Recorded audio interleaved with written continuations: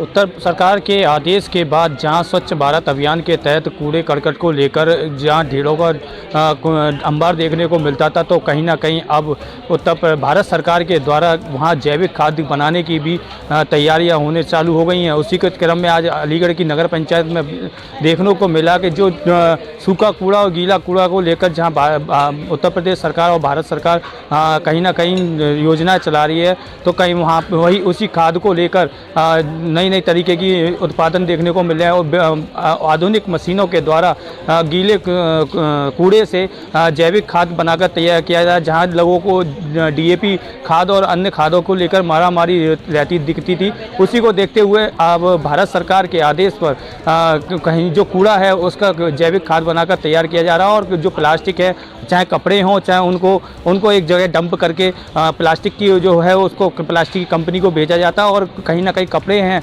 उनको कहीं ना कहीं गरीबों को वितरण कर दिया जाता है। जैसे जूता चप्पल मिलते हैं उनको कहीं ना कहीं प्रोडक्ट में इस्तेमाल किया जाता है। अगर बात करें हम तो गाय के गोबर की तरह से नए नए तरह के उत्पादन जैसे जैविक खाद, जो धूप बत्ती है, गाय के गोबरों के द्वारा धूप बत्ती वगैरह और तैयार की जाती हैं। उसी क्रम में अलीगढ़ की नगर पंचायत जलाली में आज निरीक्षण किया गया, तो वहाँ पर खाद बनाते हुए और खाद भी दिखाया गया, जिसके द्वारा वहाँ के जब जो कर्मचारी हैं उनसे बात करी गई, तो उनके द्वारा बताया गया कि जितना भी नगर पंचायत का कूड़ा जो इकट्ठा होता है उसको यहाँ पर लाकर एक तरफ गीला कूड़ा और सूखे कूड़े को बीना जाता है। बीनने के बाद जहाँ जो बेकार कूड़ा होता है, प्लास्टिक वगैरह होती है, उसको अलग रखा जाता है, और जहाँ कहीं सब्जियाँ हैं और जैसे कि कहीं उत्पादन है उनको एक तरफ रखकर सुखाया जाता है। सुखाने के बाद आधुनिक मशीनों के द्वारा उसका खाद तैयार किया जाता है। खाद को जब इकट्ठा हो जाएगा उसको मार्केट में रेटों पर किसानों को दिया जाएगा, जो कि एक शुद्ध खाद होगा, जिससे कि किसानों की खेती में लगने वाले अन्य जो उर्वरक खाद हैं उनको कहीं ना कहीं बचत होती हुई दिखेगी, और इस खाद के द्वारा लागत भी कम लगेगी और फसल भी अच्छी पैदा होगी। भैया क्या नाम है आपका? अशोक यादव।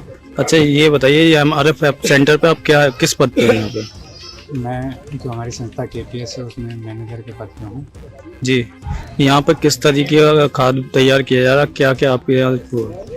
ये भारत सरकार के स्वच्छ भारत मिशन के अंतर्गत हम जलाली के विभिन्न वार्डों से कूड़ा कलेक्शन का कार्य हमारी संस्था KPS कर रही है जी, जिसमें जितना भी कूड़ा कलेक्शन होता है वो हमारे सेंटर पे लाया जाता है, और हमारा सेंटर पे लाने के बाद जितना गीला कूड़ा आता है उसको पिटों में डालकर जैविक खाद तैयार की जाती है, जिसका अपना एक प्रोसेस है।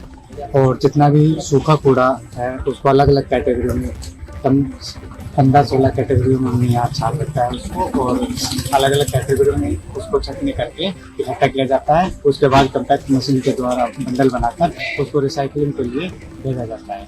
तो जिस तरीके से खाद बनाया जाता है तो उसके लिए मशीनों का इस्तेमाल भी होता है क्या? नहीं, पूरा मतलब मैन पावर के द्वारा ही अभी तैयार करते हैं। अच्छा, जो खाद तैयार होता है उसमें कुछ और भी मिलाया जाता है या डायरेक्टली वो खाद तैयार हो जाता है? नहीं, ऑर्गेनिक है, बिल्कुल ऑर्गेनिक, उसमें किसी प्रकार का कोई केमिकल और किसी प्रकार का नहीं। अच्छा, जो खाद तैयार होता है उसका आप क्या करवाते हैं? अभी हम जितना भी खाद तैयार हुआ है वो इकट्ठा है हमारे पास, सेल नहीं हुआ है जी।